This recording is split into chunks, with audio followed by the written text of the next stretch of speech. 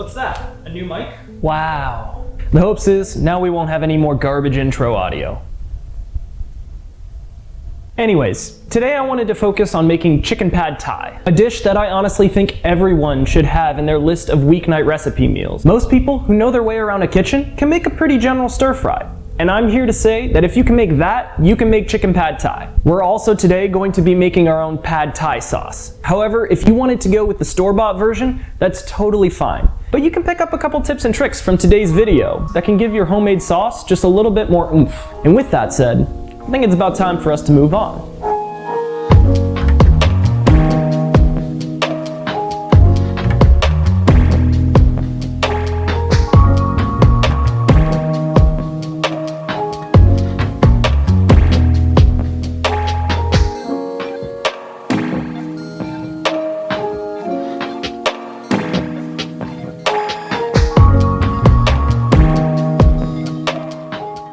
Alrighty then, let's get right to this, starting off with our pad thai sauce. Serious discussion about fish sauce though. Some people might be hesitant to try your sauce if they hear that it's fish sauce in it, but here's the trick though.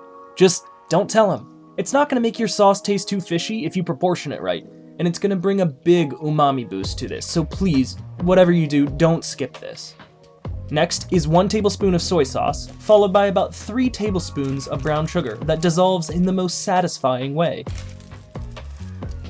Next, you'll top that with a heaping tablespoon of peanut butter and use a set of chopsticks if you need help razzling it into the bowl. Next is 2 tablespoons of rice wine vinegar, followed by a tablespoon of spicy chili paste. Either sriracha or gochujang will work if you have it. With all that in a bowl, use a mixing utensil of your choice and mix well until combined into a viscous liquid. Start off slow to break up the bigger clumps and then speed up as you go. It should only take about a minute or so.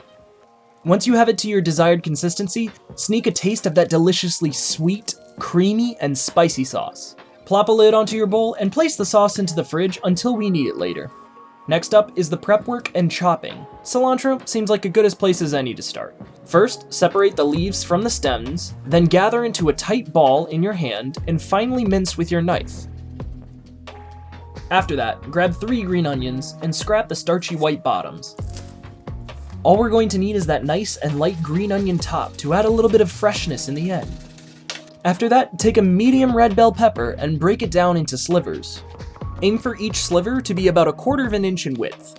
Up next is the signature citrus of the dish, lime. Make sure to roll and massage the lime to wake up the juices before cutting into wedges.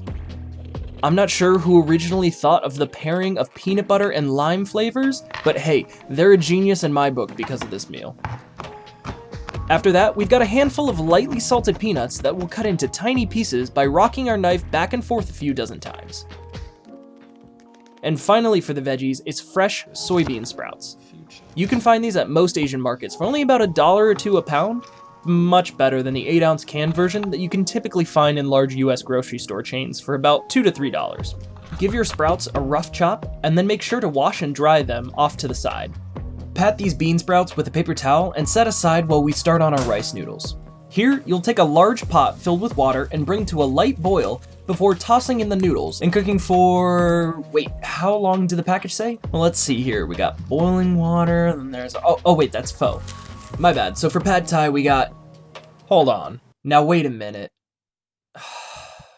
Well, I guess we're doing these noodles pho style, which means cut the burners and let the residual heat warm the noodles until they have the desired texture when bitten.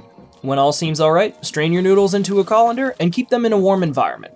Alright, last bit of chopping for real this time before we put this all together. Today, I'm going with chicken tenderloins just because they were on sale. Use whatever you think is necessary, but in total, shoot for about 1 pound of small chicken cubes. And this brings us now to our stovetop, where you'll heat a large 12-inch skillet over a medium-high heat with a bit of canola oil.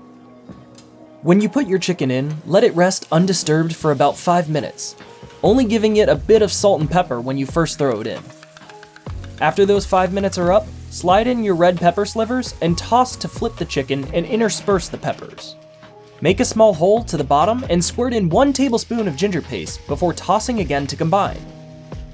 And now while the ginger is starting to saute with the others, you'll crack into a bowl or a cup 2 large eggs and whisk thoroughly before moving all the components to one side of the pan and squeezing in your eggs.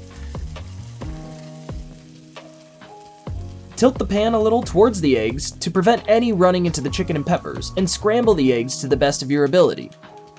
Once done, push to the side and majorly crowd the pan by adding your noodles back to the mixture. Think we're done here? No. Bean sprouts also in the pan. Finally, top your mountain of ingredients with a cup of your chopped peanuts as well as the juice of 1 lime. And now is the time to ease that pad thai sauce on top and to begin folding all the ingredients. Just kidding. This pan is way too impractical to mix in. Drop all of your contents into a large mixing bowl and use a rubber spatula to spin that all together and properly intersperse that delicious sauce. And yes, final step, plating. Or bowling. I don't know. Serve yourself however big a portion you like. You've had a long day, sometimes you need just a little bit of food love, you know? But to your bowl, garnish with a pinch of green onions, as well as a pinch of cilantro, 2 or 3 lime wedges, and a bit more of your chopped peanuts for good measure. And that about wraps up everything in the preparation of this dish.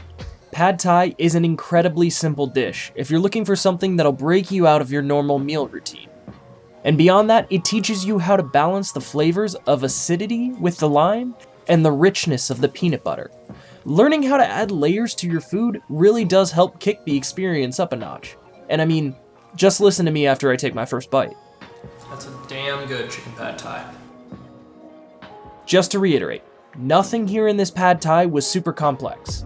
No overnight marinades, no ultra-specific spices, just you, some fresh ingredients, and following a recipe that helps you navigate the balance of flavors. Try this recipe out for yourself. As always, I've linked the original recipe I derived today's video from in the comments below. Finally, if you're not following my Facebook page, subscribed on YouTube, or manually searching out my videos every Friday afternoon, then you're seriously doing something wrong here. Make sure and change that, okay? Thanks for watching, guys, and I'll see you next time.